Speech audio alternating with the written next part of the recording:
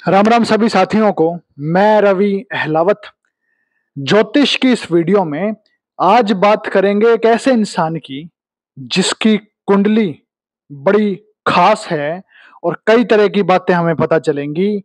ये जो कुंडली आपको स्क्रीन पर दिखाई दे रही है, इस कुंडली के अंदर सबसे पहला योग सूर्य बुध गुरु और शुक्र का मेल है। 10वें घर के अंदर चार चार ग्रह 10वें घर के अंदर बैठे हैं और सूर्य बुध गुरु शुक्र ये चारों आपस में यानी कि दुश्मन होके बैठे हैं। चारों दुश्मन एक दूसरे के। अब ये जब भी इकट्ठे होकर के बैठे हैं 10वें घर के अंदर, तो इसके लिए कहते हैं अंधी कुंडली। यानी कि ये कुंडली जो है वो अंधी होकर के बैठ गई है।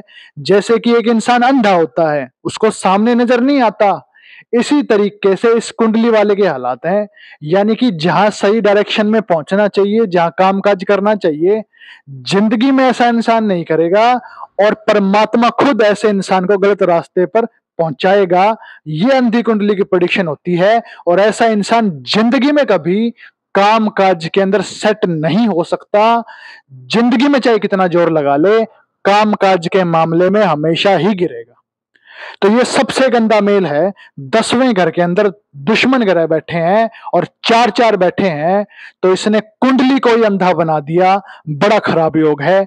इस योग का इलाज सबसे ज्यादा जरूरी है।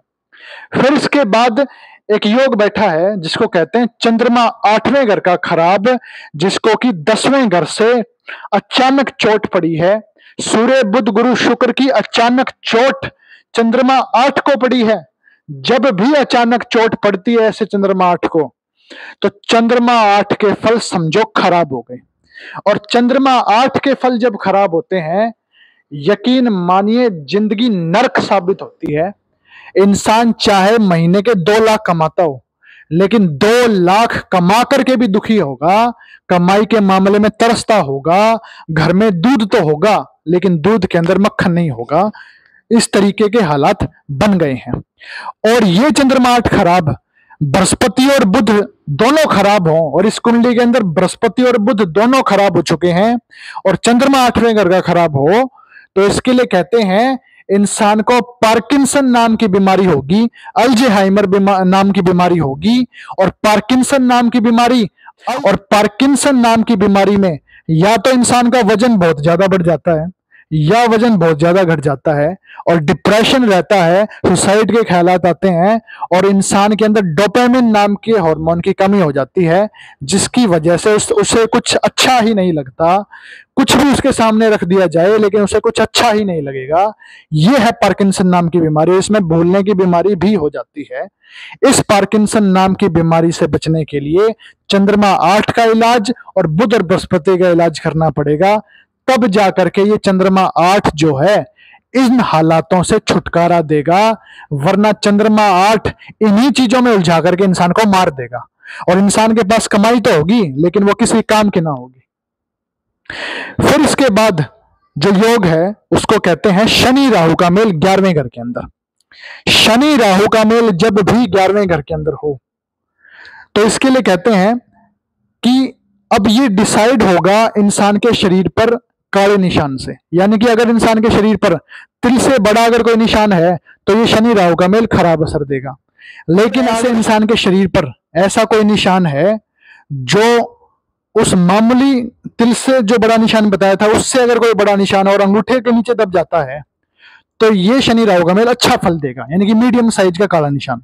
लेकिन अगर ऐसा कोई काला निशान है जो कि बहुत बड़ा है और अंगूठे के नीचे भी नहीं दबता है, तो ये शनि राहु का मेल बेहद ज्यादा खराब फल देगा। ऐसा इंसान बुजुर्गों की शान और बुजुर्गों की धन दौलत को बर्बाद करके फिर दोबारा घर की तरफ देख रहा होगा।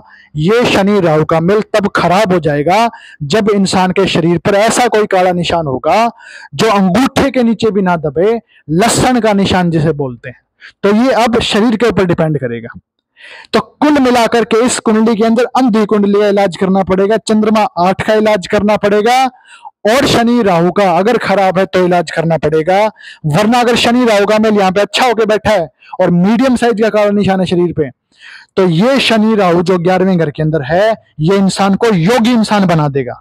योगी इंसान का मतलब है यानी कि ऐसा इंसान चाहे कितनी मुसीबत आ जाए लेकिन उन मुसीबतों से छुटकारा पा ही लेगा, चाहे ज्योतिष का पता हो या ना पता हो, उसको छुटकारा मिल ही जाएगा।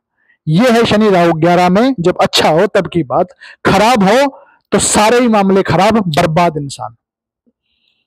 राम राम।